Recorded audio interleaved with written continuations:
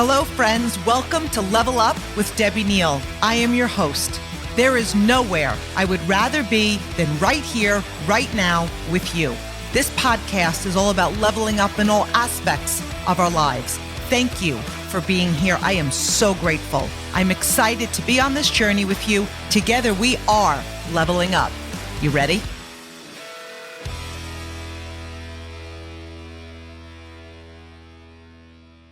Hello, my Level Up friends and family. I am very excited to be here with you guys. I am excited every single week. This week, I'm especially excited because I not only have a guest speaker on here today, but he's my bestie and one of my favorite humans that walk on the earth. If you are a regular listener of Level Up with Debbie Neal, I have had Iain Pritchard on my podcast before. And quite honestly, friends, I don't remember what we talked about. So if anything is repeated, it's going to be new to you and it's going to be new to us. But you guys you're in for a real treat today because we have a lot of fun. We don't exactly know how today is going to go, but we know we're going to have a lot of fun. So before we dive in, I'm going to tell you a little bit about Iain. He has a background in property development and interior design. His home, their home, he'll tell you where he lives, but he lives in England, right? UK, with Glenn. And whenever I go to their home, it's like, I always think I have a nice home till I go to Iain's home. And it's like the most beautifully decorated home. And I really don't just say that to like make him feel amazing, even though I like to make him feel amazing, but his talent is unbelievable. He owns an interiors and antiques company alongside his network marketing business. He is very passionate about helping people live their best lives. Friends, that's the best part about what we do. He's a top earner in his network marketing company, which happens to be my network marketing company. So that's where we're very, very blessed. We have become so close because we met in this business. We didn't know each other before. He has earned multiple company incentive trips, which is like, that's where our memories come from. Like these trips, we laugh till we cry. He's a main stage trainer. He is one of the best trainers, not only in our company, but in the industry. He was very honored, but he was our keynote speaker at our global training conference. That was this past June. He is a dog dad. He has like 47 dogs. So maybe he'll tell you about his dogs. I have one dog. His name is Tito. He's a golden doodle. In fact, he was just downstairs with my son, Tyler. I came up to record. He's sitting on the sectional across from my little podcast office staring at me like he knows it's recording day. So Iain is a dog dad. He's an avid gardener. Again, his gardens look like you'd pay to go see them in a museum. And he is a car enthusiast. So Iain, thank you for being here. I'm going to turn it over to you. I want you to say hello to everybody and then share just a little bit of your story. Who are you? Let's go. Hello, everyone. Well, thank you, Deb, of course, for inviting me to join you. We've been trying to get this in the diary for a little while. Things haven't always matched up, which is unusual for us. But anyway, here we are. Thank you for inviting me. It's an honor to be on this incredible podcast with you and to join all of your listeners. So a little bit about me. Gosh. Well, I'm heading very fast towards 50, and I can't quite believe that. I feel like I'm still about 32. I always feel like I've been 32, but that was about the age that I pretty much started my network marketing business. Prior to that, my world had very much been around property, interiors. I had loved what I was doing. I hadn't been looking to do anything else. And this industry, bang, fell in my lap, January 2008, and everything changed. I saw it as a vehicle. I saw it as an opportunity, not only to enhance my life, but many, many, many thousands of other people's through the way that the model works. And I jumped in both feet first and got very excited about what this could be. So I'm an advocate. I'm a passionate advocate for this industry. I love everything that it encompasses, the personal growth, the leadership, the goals, the vision, all the stuff that comes with building a network marketing business. But I have, of course, so many other things that I'm passionate about. My interiors, my antiques, my gardens, homes. And so what it enables people to do, which is why I think it's such an amazing and unique industry. It allows us to fulfill all the other things in our life that we want to do. It's a vehicle to be able to do the things that we want to really do alongside it. So it suddenly brought this new level of passion, a new level of desire and commitment into a world. And I knew nothing about it, nothing, never come across it, never had anything like it come through my door and into my life. But it blew me away. It blew my mind what I heard. And I was the sort of person that was like, I'm not in this for a little bit. I'm in it for everything. I'm in this to win. I jumped in and ran. And I think that's where Debbie and I, personality, character-wise, are very, very similar, why we become so close, because we don't want to do anything in life by half. Nothing is a dabble, stick your toe in, give it a go, let's see how it goes in a year. It's never that. It's in to win, all in. And I believe with every part of my soul and with every fiber in me that in order to be successful in anything, you have to be in it to win it. You have to be all in. And I see so many people come into this industry and they see the lights, they see the dazzle, they see what can be accomplished, they see the stories of other people. And sometimes they're just not willing to go all in. They're 90% in and they're just holding on to the side just in case it doesn't quite work. It doesn't quite pan out. It doesn't quite do what it said on the tin. But the tin is the what's on the tin is what we write, because it's based on what we do with it. It's not based on the fact that the company exists or the compensation plan is there. It's based on what we do with it. And that's why I love so much about this business. Amen. So it's funny because it reminds me, last night I was at a Thanksgiving gathering at my church and I met a lovely woman. She came over and she's like, I wanted to meet you. And we started to talk. And then she said, what do you do for a living? And I said, actually, my number one thing that I do is I'm a leader. And I talked about my company. And she's like, oh, sure. Like, I've heard of that. I'm like, amazing. What have you heard? And she's like, well, how long have you been doing it? I'm like, it's about 20 years. And she's like, oh, so it worked for you. I'm like, actually, it works for everyone. Now, with that said, you could be listening saying like, it didn't work for me. And so what I said to her, I said, look, the gym works for everyone, but not everybody goes to the gym. And so this is my belief in network marketing. You could get into network marketing to make a little. You could get into network marketing to make a lot, which is exactly why Iain and I got into network marketing. You have to be willing to change. You have to be willing to evolve. You have to be willing to learn skills. You have to be willing to level up. That's why you're here. You're here to level up in your life. But I believe everyone can succeed in network marketing. And so for me, what attracted me like Iain, never sold a thing in my life, had no idea about this industry, never heard of the company, but I took a look at the business plan and I'm like, wait a minute. This is brilliant. I could start a business with little startup cost. The company has incredible longevity. The product philosophy is amazing. I can learn anything. I'm going to sell products.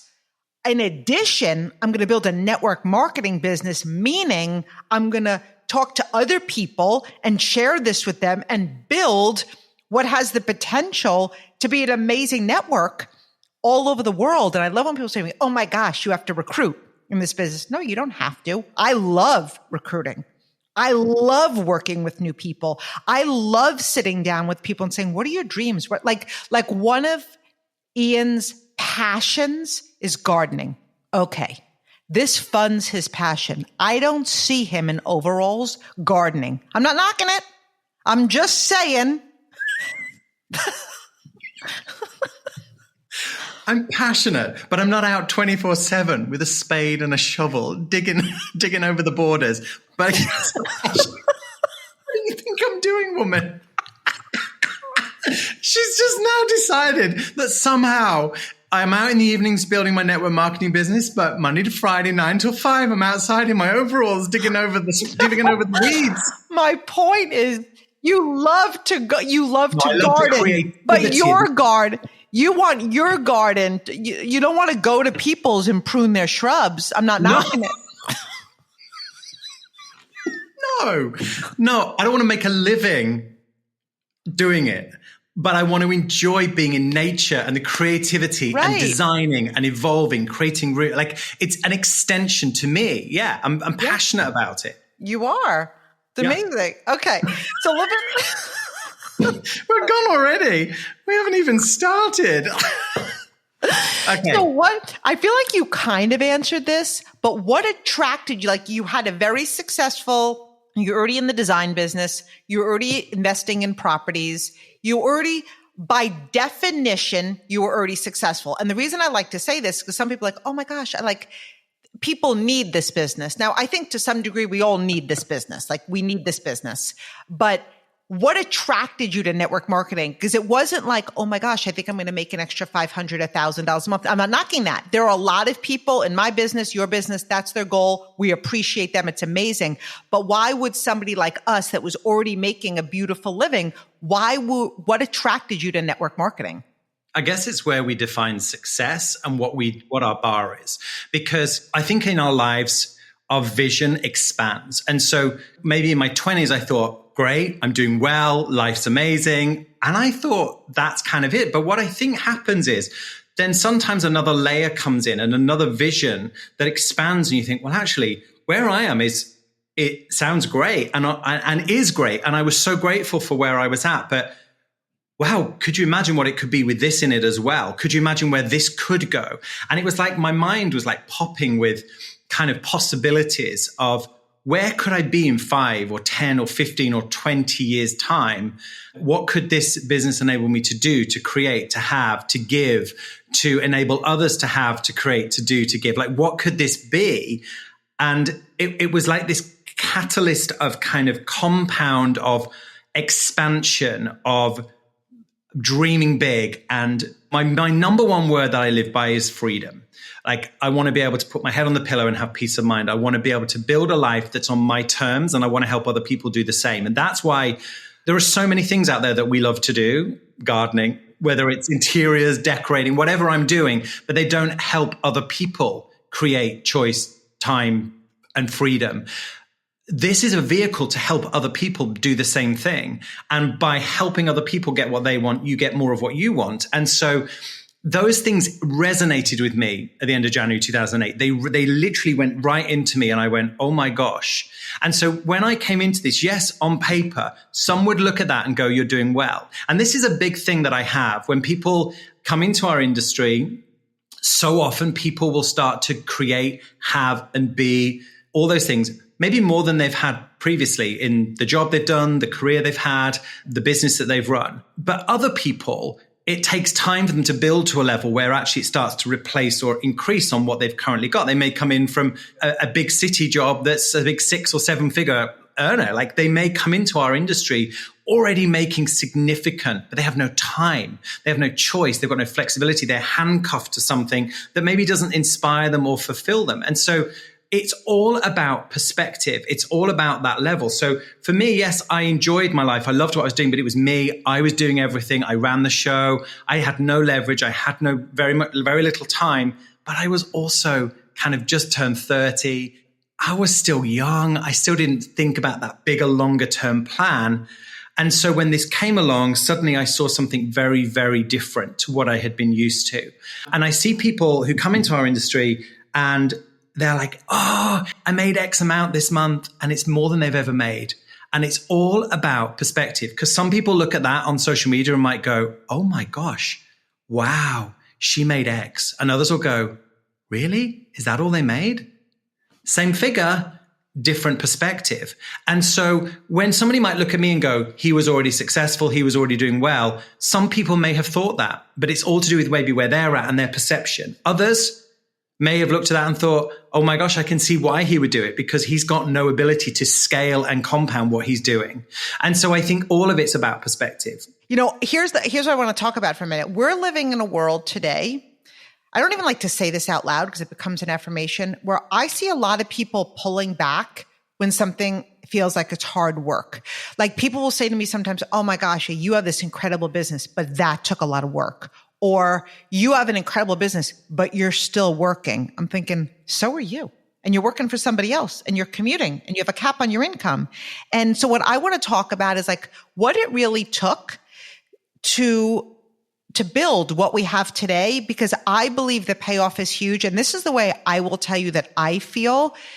if I would have known for a fact what I would be making 5 years into building my business, like for a fact, if somebody would have said, work 5 years for free with all you've got, and this is going to be your income 5 years from now, I would have done it.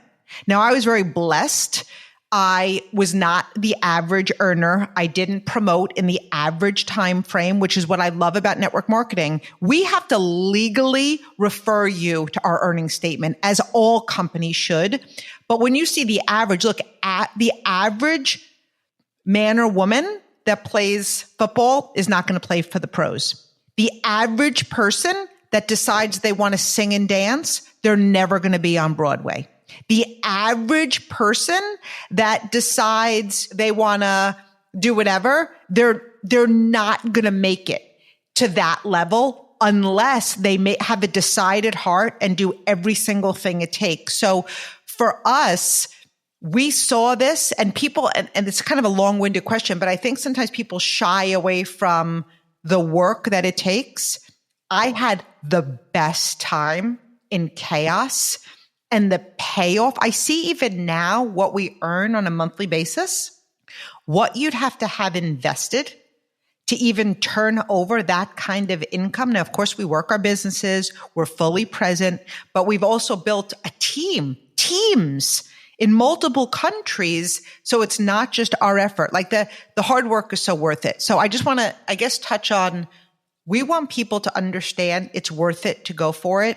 And we're going to get into it, but direct selling and network marketing are we're blessed that we have both in the same vehicle, but they're two very different things.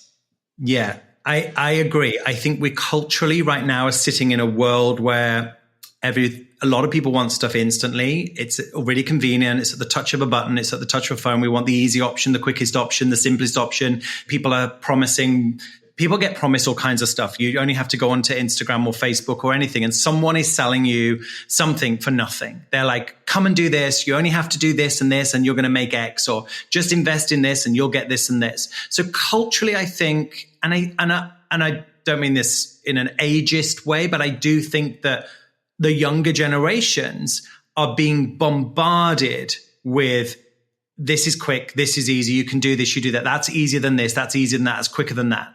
I don't believe anything worth having doesn't come with hard, consistent work.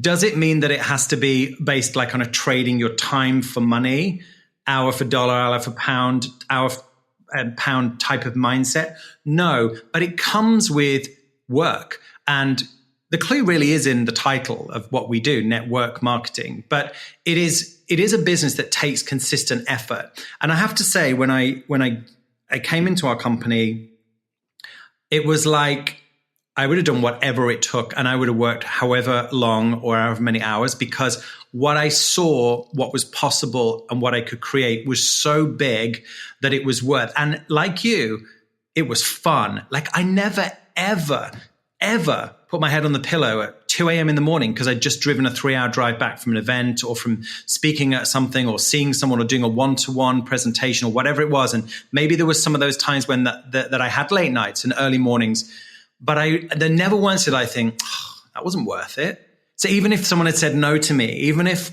I turned up and nobody had shown up for an event, I didn't ever see anything that I did in my business as a disappointment or a failure. It was an opportunity to learn and grow. And it was an opportunity to kind of go again, because it is a numbers game. And the more people we share what we do with, whether it's from a product or whatever we offer in our company or an opportunity that we offer, it's going to fall on ears and eyes that are either interested or not. And so we have to be willing to do the work. And I think sometimes people will speak to 5 or 10 people in our industry and they go, no, it's not for me. Oh, I haven't got the time. Oh, I'm not like you. And they come up with apathetic, kind of lethargic kind of responses. And sometimes we take that as a decision as to whether we think it's a good opportunity or not. And we decide whether we're going to actually do anything with this or not. I wouldn't have cared if 100 people had said no to me straight off the bat. Bang, bang, bang, bang, bang. And I had lots of no's. I had sniggers. I had laughs. What are you doing? Mocking a little bit.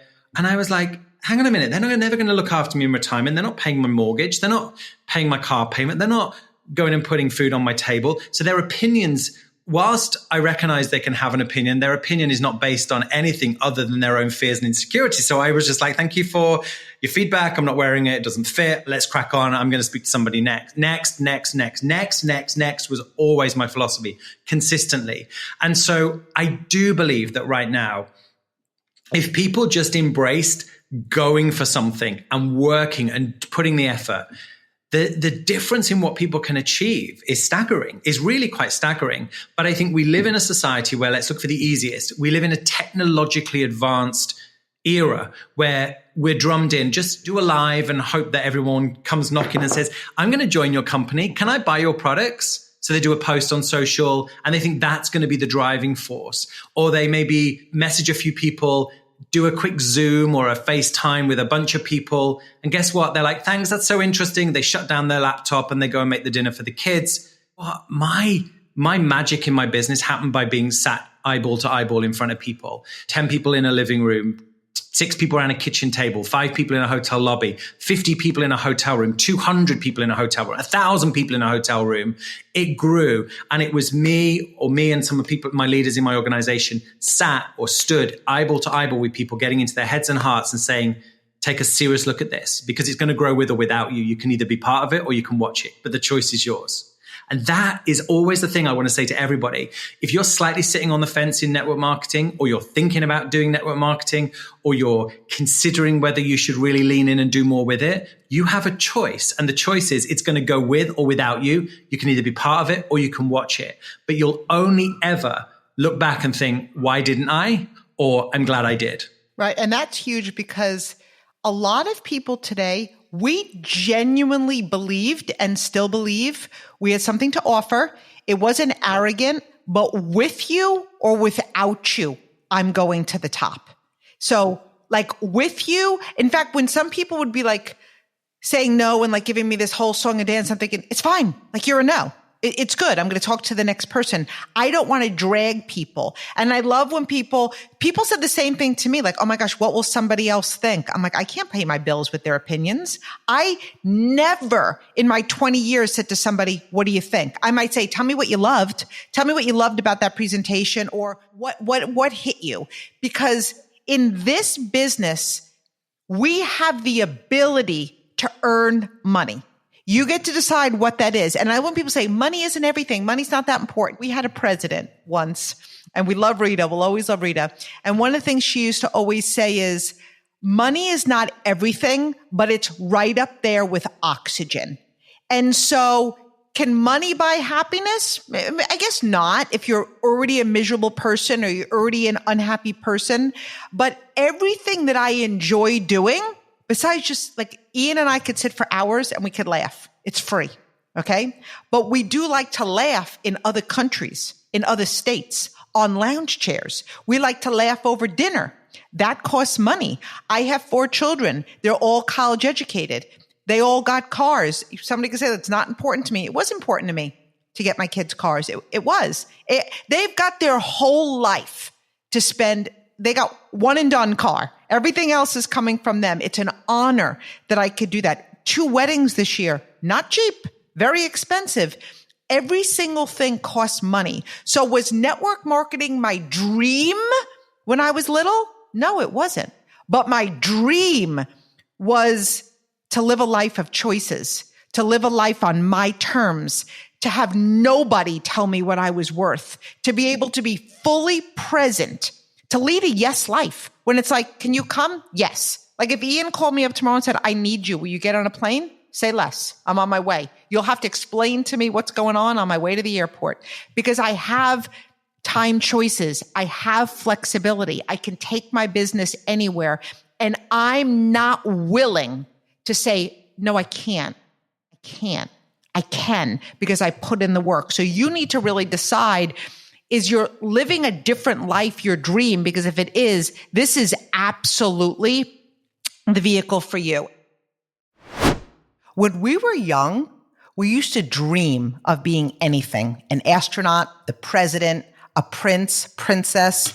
But as you get older, your dreams change, focusing less on running the world and more on how you can take your skills and ideas and turn them into something real. Instead of dreaming of going to space or owning a castle, maybe you start dreaming of owning your own business. You'll need a website, a payment plan, a logo, and a way to advertise to new customers.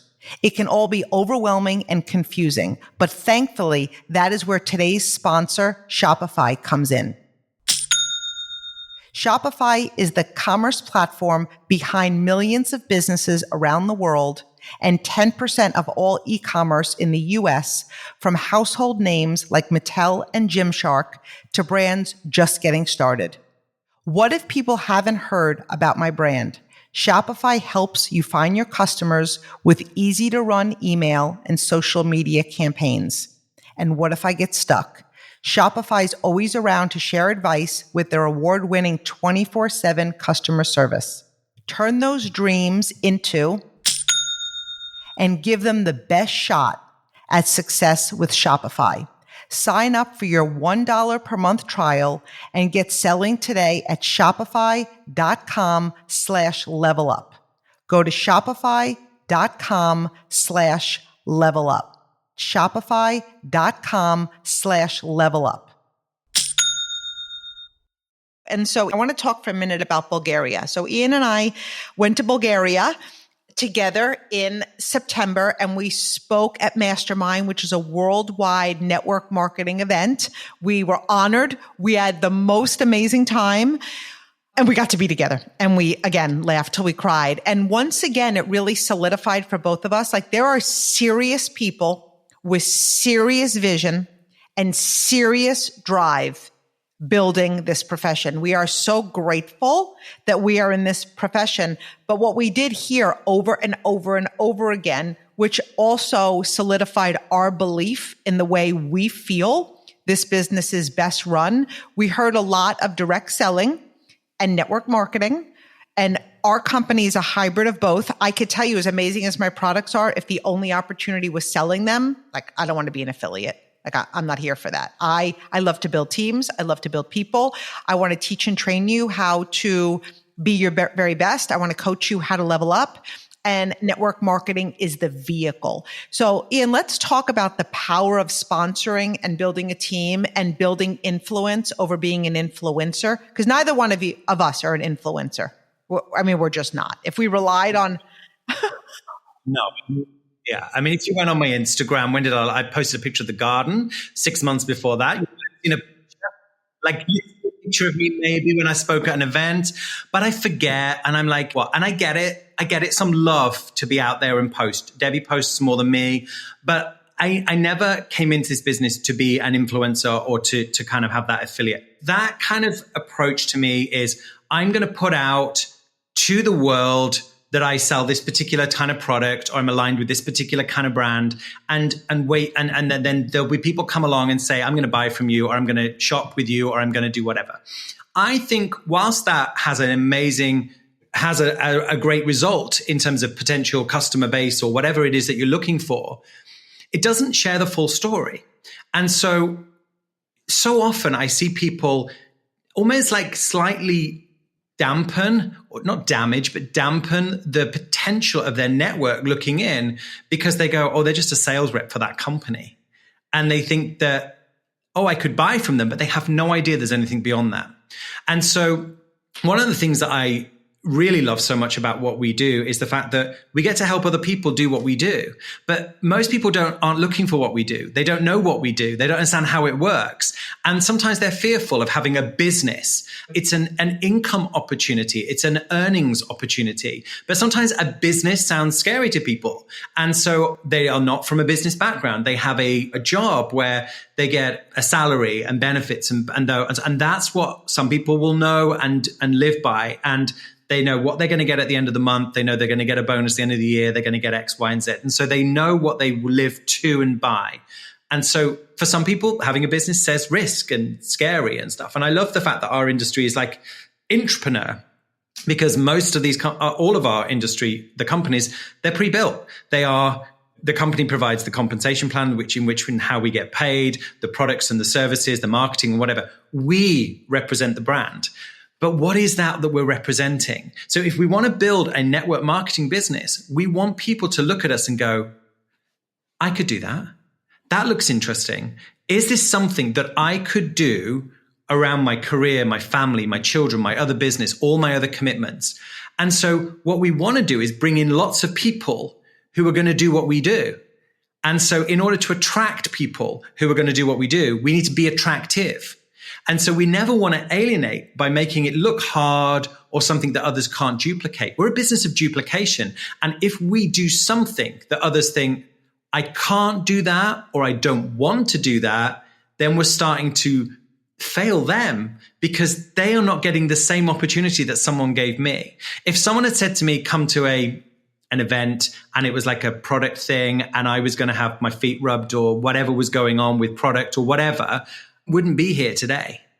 Someone sat at the front of a room and cast a vision of how this business model worked and what this business model could allow me as a guy at the time in my early 30s, alongside all the other stuff I had going on where I had very little time, no education in this, no understanding of it, but how I could go out and build people. I could introduce this to people and help them do what I'm being taught to do. So we start building a leverageable asset because our business starts to become an asset because it's going to keep paying us over and over again for the work that we've done previously. And so as we become a leader that helps develop other leaders, I believe we're a leadership business. We're a leadership industry. The more leaders that we develop, the more leverage that we create, more people being their own business owners. But what's powerful, and I think it's the same in most companies, that you could bring someone in and they can earn more than you. They can be more successful than you. And so it stops any of the negative connotations around, well, they got in early, they got in before, they're always going to benefit. And that's actually not how our industry works, because there are many examples, probably us included, of the fact that we came in after others and we have made more, earned more, had bigger teams, had potentially on paper what some might describe as more levels of success. And that's not to take anything away from those, but not everyone wants the same things. And I'll have people, and Debbie will have people in our organizations that could do that then in the future or have done that in the past. And so what we have to look at is, if we want to build a life on our terms, we have to leverage and have lots of people doing what we do. Whereas if we just sell a product or a service to an end user, whilst that's great, and whilst that's part of what we do, Debbie and I do, if we only have that, there's only so many people and there's only one of me. And so I could speak to 100 people and sell to 100 people, but I'd love to bring in 100 people and have them all bring in 100 people. And now I'm going to see the benefit. And what was the famous saying? I'd rather have 1% of 100 people's efforts than 100% of my own. And if we don't embrace that aspect and get over ourselves, because I'm not recruiting, I'm passing the baton forward. I am recruiting, but I'm not recruiting for my benefit. I'm helping that person live a better life. So I'm sitting down with someone and saying, this is what this could be for you, for your family, for your future. And by enabling them to see what's in it for them, I'm going to help them achieve what they want to achieve. And so we're constantly, day in, day out, sharing the value proposition in what we have to offer. And for me, the best value that we get to offer people is the ability to own their future. Totally. And I think that's why the word recruiting in and of itself, we share this with people and people say, you still do that? Yeah, because I'm so passionate about what this business could do for other people.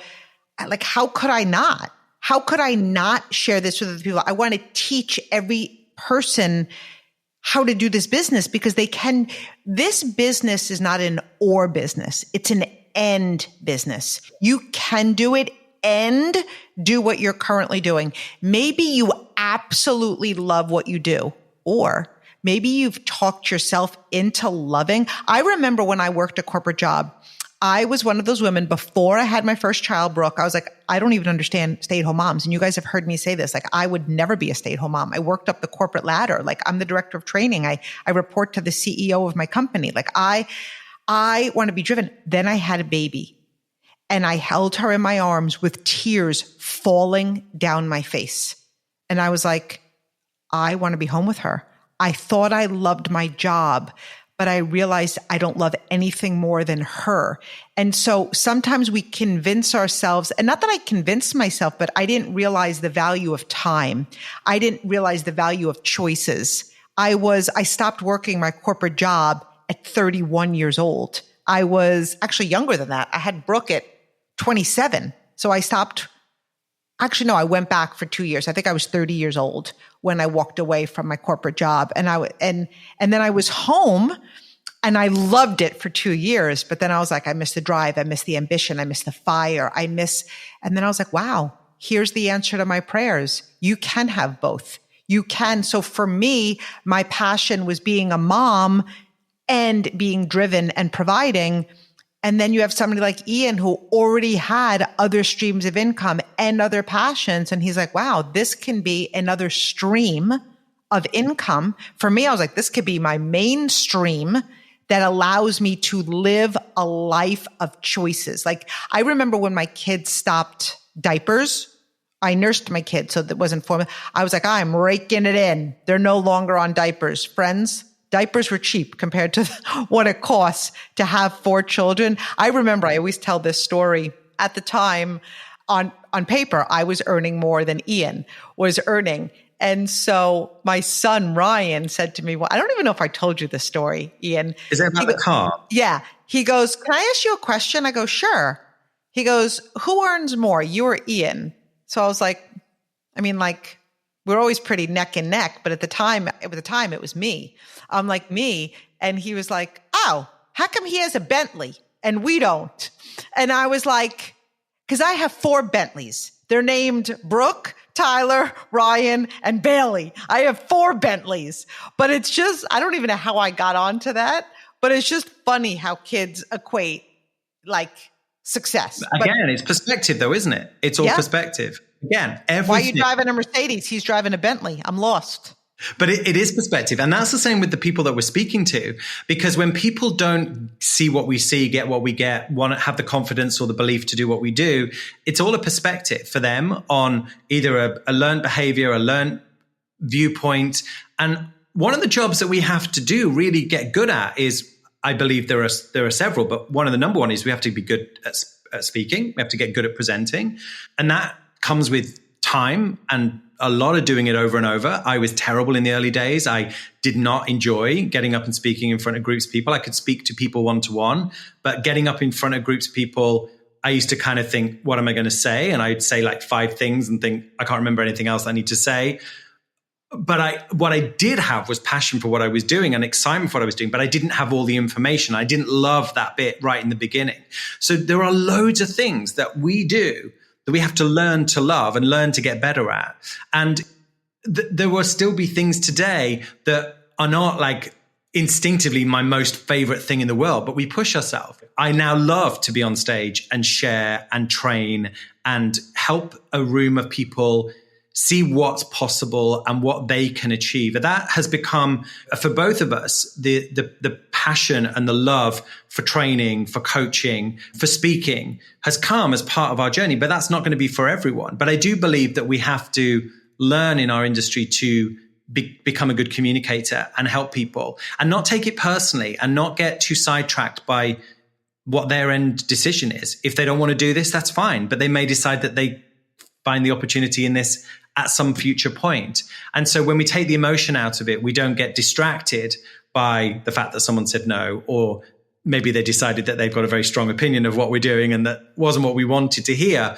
But that's just, again, a perspective. It's a fear. It's an uncertainty. It's a learned behavior, a learned blueprint, a narrative that they've heard at some point.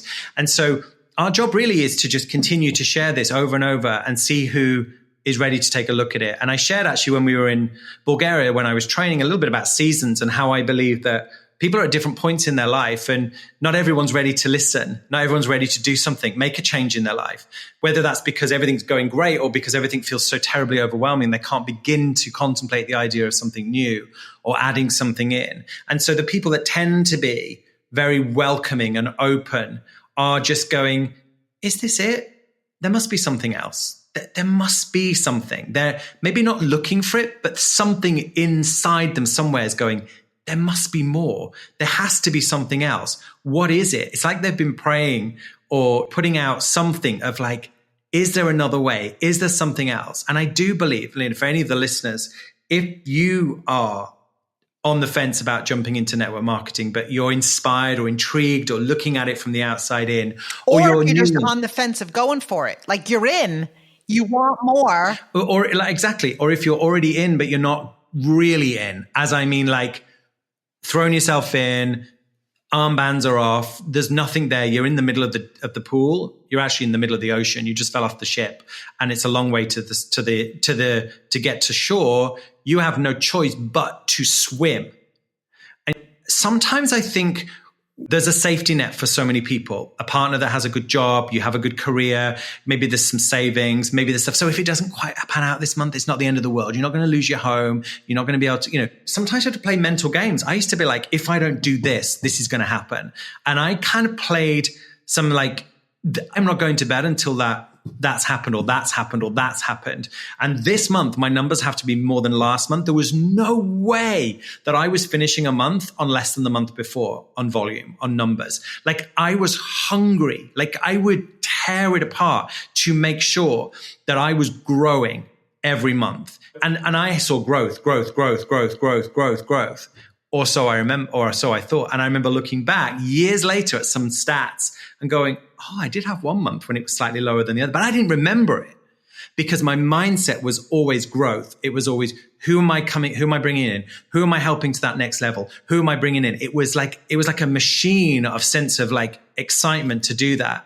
This wasn't like, who am I going to sell that product to? Or who am I going to help switch their whatever? It was like, whose life am I changing today?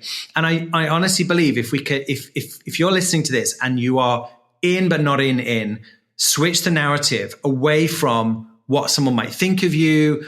Are you trying to get someone to do something they're not going to want to do, to whose life can I change today? Who can I empower to live a better future and live a better life and inspire people into action? That's what we do. So before we close out today, what would be like your top, maybe 1, 2, or 3 tips for people who, probably most of our listeners are in network marketing. I think a lot of them are in love with the possibilities. They see the top. But what I'm seeing is a lot of people are, and again, I think social media is a great reach out method. It's a great way to connect with people. It's not a system. I think people are avoiding the living rooms. They're avoiding the drives. We're kind of living in a fluffy world. People want things falling in their lap. Not everybody. You might be like, that's not me. Okay, maybe it's not you. Could you be doing more?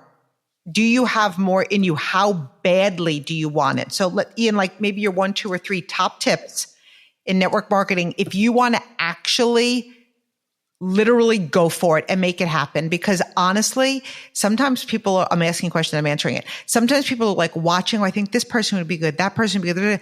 Give them a reason to join you. Like people are watching you. And I know for me, when I started, I got a lot of no's. I got some nasty no's. And I was like, I'm going to grow to the top of this company. Number 1, to show my team what's possible. How can I ever look them in the face and cast the vision of possibility if I'm sitting on the side of the road eating a turkey sandwich? Like really? How can I do? I don't even know. I'm hungry. That's where the turkey sandwich came from. So Iain, what are your top tips? Well, I definitely would say don't look for easy. I think we are in a culture today where it's like, oh, there's a meeting. I had 2 guests coming with me. It's an hour's drive there, an hour's drive back. It's tipping it down with rain. It's dark. It's November. Well, I'll put my time to better use and I'll just see if I can Zoom with them. So we're looking for easy. We're not looking to be all in, because it's not about whether you go to the meeting. It's about the commitment that goes with it. It's like, do you have weekly calls that your company put on, training calls, and you think, oh, I'll just listen to the recording. I can't be bothered to get on live. It's don't look for easy, because you're flexing a discipline muscle. So that's my first thing. It's about flexing the discipline muscle. It doesn't matter whether you feel like it, whether you think it's beneficial. Just do what you've said you're going to do and do it over and over, because it's the discipline of doing something. I think the other thing, well, you've touched on it. For me, it's about getting into people's heads and hearts. And I believe that in person, whether it's over a coffee shop, flat white or a latte, whether it's a glass of wine, whether it's 5 people around a kitchen table, those are the powerful moments. So look for the opportunities to get in front of people, because people join people who they know, like, and trust. They join people who they get a sense of a vision from. They know where they're going. So if someone says to you, are you still doing that whatever company? Here's your response. Let me stop you right there. I will always be doing. Because when people, if you go, oh yeah, I'm still doing it, that's like you're apologizing and joining into their, like when they say, are you still doing X? And you're like, oh yeah, no, I'm still doing it. It's like you're like still giving it a go. But if your grounded answer to everything is, I will always be doing this, it takes away when people are trying to find a way to kind of see if you're still there. Because commitment is very easily said, not also easily done. And so that would probably be my secondary thing, besides looking for easy. It's that it is that kind of, no matter what, commitment to doing what you said. And like Debbie just said, people are watching. So if they're watching, give them a good show. Show them what is possible. Show them what is available for them. And every time you have a conversation, you can talk about what you've achieved now. Not, oh, I found another customer, but like something bigger. Like I earned a trip, or I did this, or I did that, or I'm at the next rank or the next level, tripled, or my team's tenfolded, or whatever it might be, or I'm looking to walk away from my job later this year. This is replacing. Like, start being the person and creating the success that other people go, okay, I do need to take a look at this, because people aren't going to join if you're, like she said, sitting on the side eating a turkey sandwich. You're going to use that. I'm going to use it. I'm going to hold you to it. When we go on our trip to Maui in January, we're going to be a pair of schmucks having a cocktail eating a turkey sandwich. We have do we not have the best time in Maui? We do have a great time in Maui. And I want to piggyback on something that Iain just said, and this is going to sting a little, but you guys know I say it with love. If somebody says to you, are you still doing that? That is feedback a little bit. What they're saying is, we didn't realize you were. And if nobody would ever walk up to a doctor and said, oh, you still practicing medicine? Because it's very obvious what they do for a profession. If this is a profession for you, people know that you're still in the game. There's always tons of stuff that I could share. But what I would say is this. We're living in an era that I think is strange. I think we're living in a global kind of, we've had a global shift over the last 5 years where I think there's been so much uncertainty, sense of negativity. And obviously people listening from this from different countries, and everyone's country goes through different things, has different kind of people in charge, different decisions being made. But one thing I know, is that I believe, and I have seen, network marketing sustains turmoil because it's the thing that people can do when there's external uncertainty going on. They can dive into something that hasn't got big startup costs. They can dive into something that doesn't have huge amounts of risks. There's the investment is your time. You can find the time. You can build your skill set. You can build your belief. You can work with experienced leaders. You can build your vision. You can build this alongside, and you can create a safety net, a cushion, a platform, something that will allow you to sustain any ups and downs that might be going on in the world or in your own world. And so that's where I believe that it's a powerful business, because not very many things out there, in fact, very few, can the average person get into, but create an extraordinary sense of sort of peace of mind and stability. And it takes work, and you do need to work. And I think the other part is that it needs to be consistent. But I would say to every single person listening, decide you're no longer just going to dabble or dip your toe in or play on the sideline. Decide to throw yourself in. Don't think about what that's going to look like. What's it going to take? Who's going to join you? What it's going to look like in the next 3 months, 6 months, 9 months. But just do the work, and the results will show up. I love you, Iain. Thank you for being here. You guys, he he's really brilliant in this industry. And I'm not just saying that because I really love him. He's just really, really brilliant. He's very talented and he's a lot of fun. So Iain, where can our listeners find you? I mean, follow him. You really want to go follow him just because it's just worth seeing his designs. He doesn't post a lot. Okay. But again, let that be. I might post something when this goes out, then at least a little. Let that just be evidence that you could be a top leader in a country and not have to be, I'm not saying go off social media by any means. I'm just building it in a big way. You just don't see him. He's in person, driving and seeing people and having conversations. So Iain, where can people find you? Well, I'm on Instagram, which is just me, Iain Pritchard, Iain. Pritchard, Pritchard. And obviously Facebook. But yeah, you can go find me on those. And Instagram probably the most because I tend to post bits. I do share stuff on stories. I'm not a complete mute, but... No, and you get your dogs, which is fun. Yeah. And so thank you so much for inviting me, Deb. It's been a joy. Thank you, Iain. I love you too. Everybody have a great day. Go and build this. Like if it's on your heart, put it into action. Love you guys.